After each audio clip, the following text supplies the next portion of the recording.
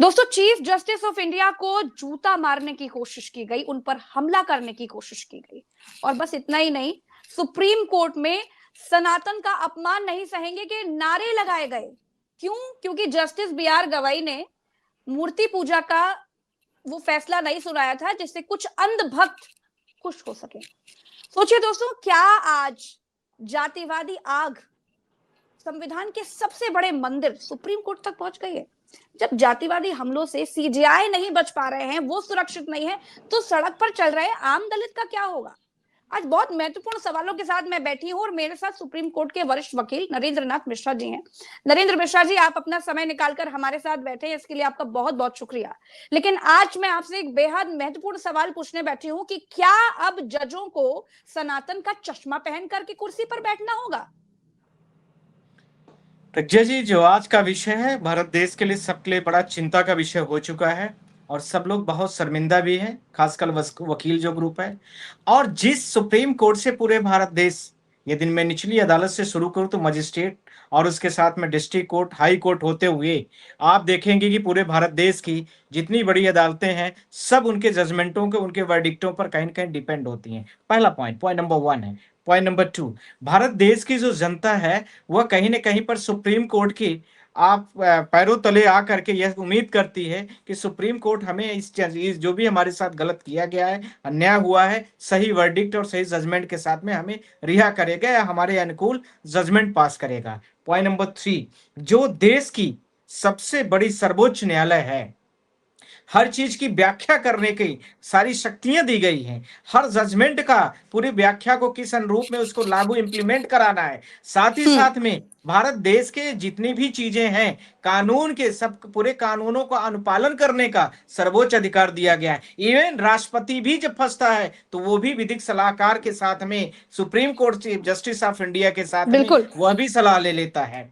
तो जब इतनी बड़े लेवल के पद के व्यक्ति के साथ में इस तरह से घटना घटती है तो हम लोग भी यदि कहें अपने आप को कि जो आप लिख देते हैं कि सुप्रीम कोर्ट के वकील, तो मुझे लगता है कि अब हम लोग किस लेवल के वकील हो गए हैं। मुझे लगा है आज बड़ा दुख हुआ और इस दुख के साथ में कहना चाह रहा हूं कि बिल्कुल। जिस लेवल पर उस व्यक्ति ने घटना को, वारदात को अंजाम दिया है, पूरा भारत देश शर्मसार है, पूरा भारत देश के लिए चिंता का भी विषय है। साथ में जो पॉइंट नंबर 4 है, इसके साथ में कुछ लोगों ने ऐसा भी कहा कि ये दलित थे इसलिए भी ऐसी सारी चीजें जोड़ी गई।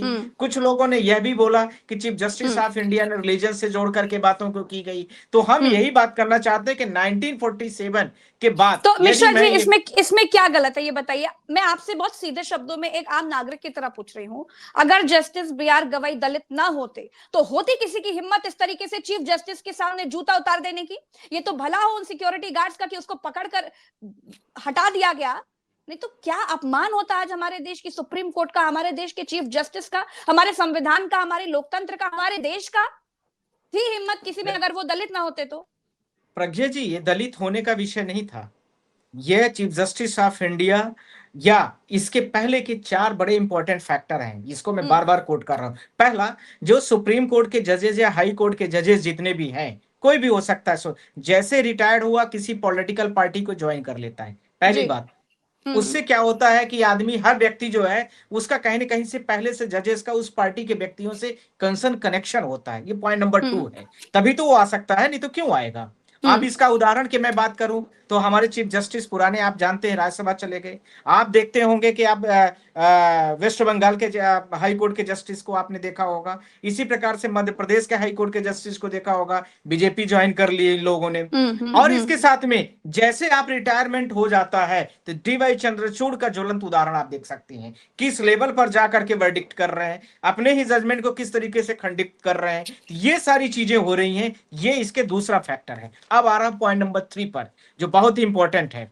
बहुत सारे जजेस पॉलिटिकल पार्टी से जुड़े होते हैं कि उनको भविष्य में जैसे उनका रिटायरमेंट होगा, पोस्ट रिटायरमेंट उनको अच्छी जगह मिल जाएगी, गवर्नर बन जाएंगे, किसी किसी और विशेष पद में चले जाएंगे। तो इससे उनका लगाव, यह बड़ा जो आदमी और जनता और पॉलिटिकल पार्टी के बीच का एक गैप होता है, चीफ जस्टिस के सामने या सुप्रीम कोर्ट के जजेस या हाई कोर्ट के जजेस के सामने, वो कहीं ना कहीं खत्म हो जाता है। डिस्टेंस, उस डिस्टेंस के खत्म होने से ये सारी जो नहीं होती, एक एक दीवार बनी है, उस दीवार को जब खत्म होने लगती है। और साथ में बहुत इंपॉर्टेंट पॉइंट का बात कर रहा हूं मैं, पॉइंट नंबर 4 या 5वां भी हो सकता है, जो सारे न्यूज चैनल वाले बैठा करके, हम्म।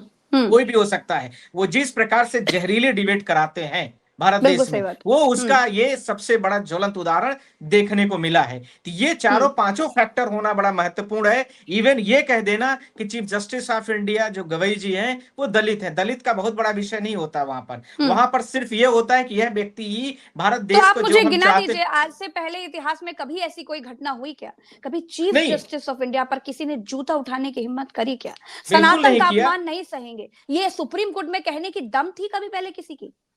बिल्कुल नहीं थी। और मैं आपको यह भी कहना चाहता हूं कि ये इस टाइप के वकील जो होते हैं, हम लोग भी हम्म। कहते हैं कि A grade, B grade, C grade, ये कुछ वकील वैसे भी होते हैं कि जो सिर्फ काली कोट तो पहन लेते हैं, नाम मात्र के लिए हो जाते हैं, या अपना रजिस्ट्रेशन करा लिए, वो सिर्फ और सिर्फ किसी पार्टी से जुड़े रहने के लिए कितने बड़े लेवल पर किसी गलत एक्टिविटी को अंजाम दें जिससे वो हम्म। सर्वोच्च पद पर पहुंच जाए, या किस तरीके से वो डिबेट और चर्चा का विषय बन जाए। और पॉलिटिकल पार्टीज का आजकल जिस तरीके से स्टैंडर्ड बना हुआ है, खासकर भाजपा की मैं बात कर रहा हूं, और उसी को समकालीन में और भी छोटी छोटी पार्टियां जुड़ रही हैं, वो पार्टियां सारी इस प्रकार से करने की कोशिश कर रही हैं कि जो व्यक्ति जितना बड़ा क्राइम कर रहा है उसके पार्टी में उतना ही सर्वोच्च पदों में आसीन हो रहा है, वो किसी भी लेवल पर, हिंसा के लेवल पर हो सकता है। तो वो ये बड़े उदाहरण के तौर पर दिखाने की कोशिश किया है इस व्यक्ति ने कि हमें, आप देखना कुछ जल्दी समय के साथ में उसका बहुत बड़े लेवल पर प्रमोशन होगा और वो कोई बड़ी पॉलिटिकल बात पार्टी नहीं है, करेगी। फूल वाली पार्टी के लोग जो है करेक्ट। टिकट दे दे, उनको बहुत बड़ा हिंदुओं का ब्रांड एम्बेसडर घोषित कर दे मिश्रा जी,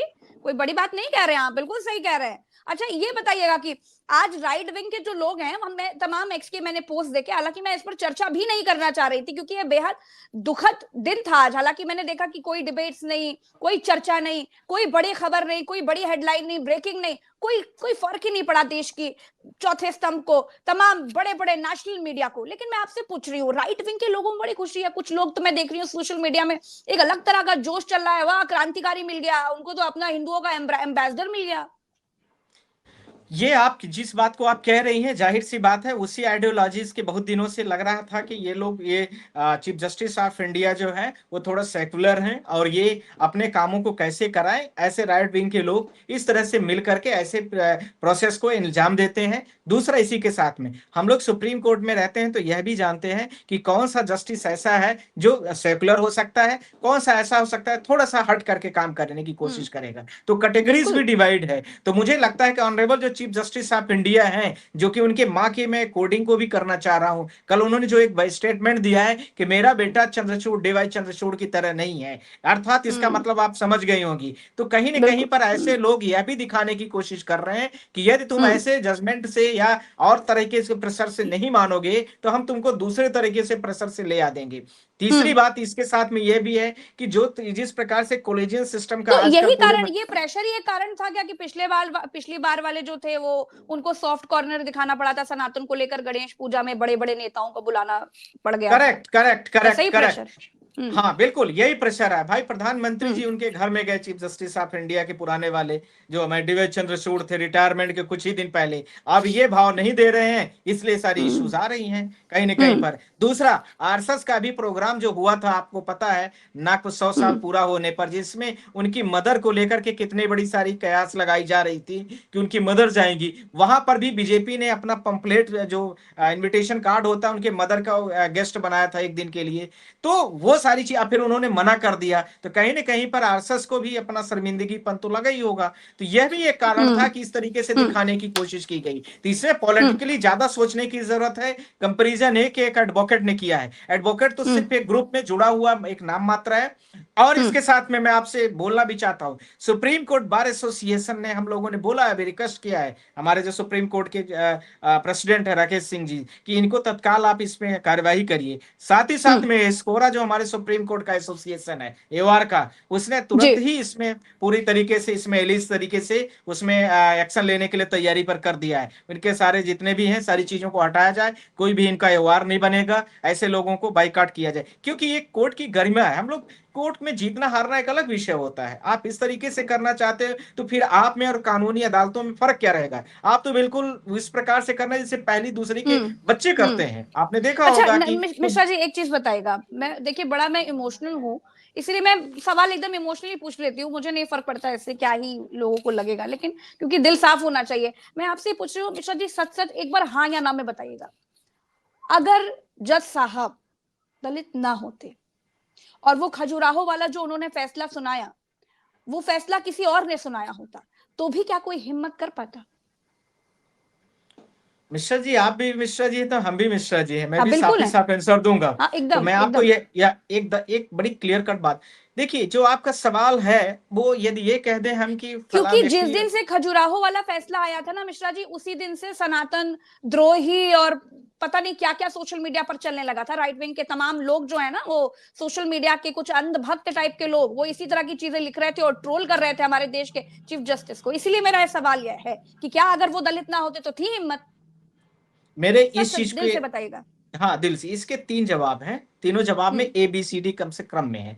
पहली बात, जो हम्म चीफ जस्टिस ऑफ इंडिया जो है वो हम्म आदिवासी मतलब दलित समाज से है। ये बहुत बड़ा एकदम है। विषय नहीं, हाँ बहुत बड़ा विषय नहीं काउंट करता हम लोगों के नजर में। ठीक है, हर हाँ व्यक्ति नहीं का नहीं अपना नहीं अपना पड़ता, देखने का लेकिन हाँ, आज जब हर, जातिवादी हमले हो रहे हैं तो सोचना नहीं चाहिए क्या इसके बारे में? नहीं सोचना चाहिए, बस सिर्फ इतना फर्क होता है कि कोई अपर कास्ट का व्यक्ति होता है तो उसके सामने आप थोड़ा सा यदि कुछ बात को कहते हैं तो उसकी पुरानी इमेज वैदिक काल से ऋग्वैदिक काल होते हुए वहां से आकर के वर्तमान तक को देख लेते हैं कि आदमी, हम्म यदि कोई मिश्रा जी कह रहे हैं तो इसका मतलब जो बात होगी वो सही से कहेंगे। पर यदि कोई हम्म दलित बात कह रहा है तो हो सकता है कि उसको दबाया जाने की कोशिश की जाए। तो पर यदि मैं 100% में बात करूं तो 10% हम्म इसके चांस होते हैं। पहला अच्छा, प्रश्न का 400 जवाब है। सीटें अगर इनकी आ जाती मिश्रा जी तो क्या होता? चार अभी सौ नहीं सीटें है आज, तो ऐसे हाँ हमले हो रहे हैं, आ जाती तो क्या होता? ये सारा संविधान का तंत्र बदल देंगे। आपको पता ही है कि इन्होंने बोला था कि जैसे मैं फुल मेजोरिटी में आऊंगा तो मैं पूरा का पूरा संविधान बदल दूंगा। और संविधान में इनको बदलने के लिए क्या है, यही है कि पूरे भारत देश में जो संविधान है उससे चलेगी। ये अपनी सारी चीजों को लाना चाहते हैं, जिसमें मनु संहिता है आप जानती हैं, हम्म गरुड़ पुराण हम्म है आप जानती हैं, और वैशिष्टिक का बहुत सारे देवताओं को लेकर के जो बड़े अलग अलग किताबें हैं, व्याख्याएं हैं। महाभारत में हम्म जो उपनिषदों में बहुत सारे आरण्यक हैं और उसके साथ में वैदरथ है, ये सारी चीजों से अपने गाइडलाइन से चलाना चाहते हैं, जिसमें हर व्यक्ति की अपनी अलग अलग व्याख्या है। पर कॉन्स्टिट्यूशन और लॉज जो बनाए गए, भारत के प्रत्येक व्यक्ति को उसको फॉलो करना अनिवार्य है, इसलिए वो बनाया गया है, ऐसा नहीं है। और इससे अभी अच्छी कोई व्यवस्था बन नहीं सकती है। यदि बिल्कुल सही अच्छी बात कोई है। व्यवस्था बनती तो इसके पहले भारत देश में ब्रिटिशों ने क्या क्या, ये जिस विष्णु भगवान के हमारे बारे में बात की गई तो उसमें चीफ जस्टिस ने हम्म सिर्फ इतना कहा कि ये जो है एसआई जो होता है पुरातत्व विभाग, उसको बनाने की जिम्मेदारी है हमारे पास, हम्म आप लेके आए। हमारा एकदम। जुडिक्शन नहीं आता भगवान की वो हम्म बनाने की,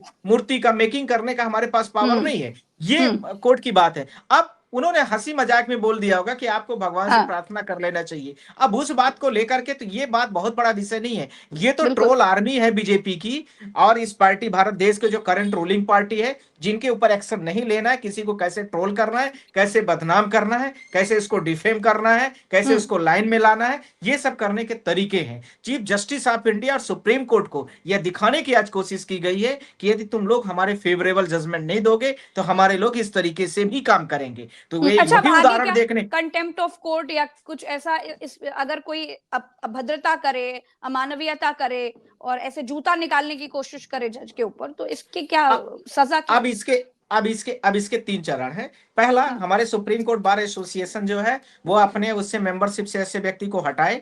यदि वो हाँ व्यक्ति एवार है तो उसको एस्कोरा निकाल दे। उसके साथ बिल्कुल। में सुप्रीम कोर्ट ऑफ इंडिया का जो कोड ऑफ कंडक्ट का वायलेशन है 1961 का, हम्म उसके साथ में कॉस्ट इंपोज करे, ऐसे व्यक्ति को बैन करे परमानेंटली। और ऐसे व्यक्ति को ध्यान रखना है कि पुलिस के आधार पर, यानी पुलिस पर भी बहुत सारे एफआईआर भी दर्ज किए जा सकते हैं, जो विभिन्न प्रकार के सेक्शंस भी होते हैं। मैं कुछ सेक्शनों को आपके सामने में जिक्र भी करे दे रहा हूं, जैसे 503, 504, 505, 506, ऐसे आईपीसी के, बीएनएस में थोड़ा हट के होंगे, अभी मुझे याद नहीं है ध्यान से। तो ये सारी चीजें भी हो सकती हैं, ध्यान रखना है।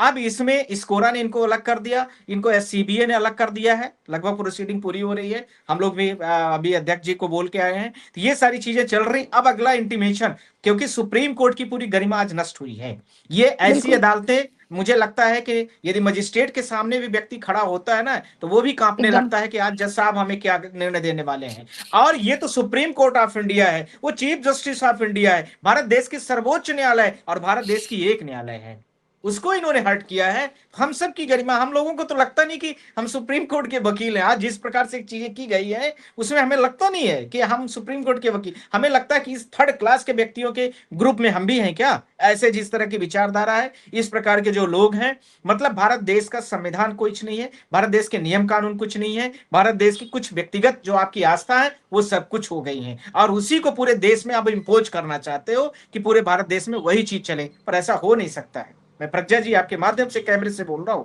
ऐसा भारत देश में बिल्कुल संभव नहीं है। जब बिल्कुल तक संभव नहीं है। अच्छे लोग देश में हैं, जब तक भारत देश के संविधान के रक्षक हैं, आप जैसे एकदम वरिष्ठ पत्रकार हैं, पूरे भारत देश में जो आवाज उठा रहे हैं वो लोग हैं, और भारत देश में जो पॉलिटिक्स में भी अच्छे लोग हैं, जनता के नीचे तह तक जो अच्छे लोग हैं, वो नहीं होने देंगे। और भारत देश को चलाने के लिए सिर्फ 5% 2% की ही आबादी पर्याप्त होती है। भीड़ तंत्र तो उनके पीछे चलता रहता है, चाहे बिल्कुल उदाहरण सही बात है। महात्मा गांधी के लें, जवाहरलाल का लें, किसी का भी ले, सुभाष चंद्र ले, बिल्कुल आप किसी को भी ले, अंबेडकर को ले, ये उदाहरण जी। होते हैं। चलिए, जी, बहुत बहुत शुक्रिया निर्विशा जी, आपने समय थैंक दिया। यू, दर्शकों बहुत का भी बहुत बहुत बहुत आभार। हम फिर मिलेंगे फिर किसी चर्चा में, अभी के लिए इतना ही।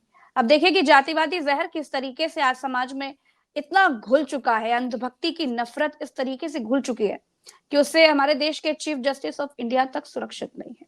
अब समय है समझने का, देखने का और सुधारने का। नमस्कार, जय हिंद।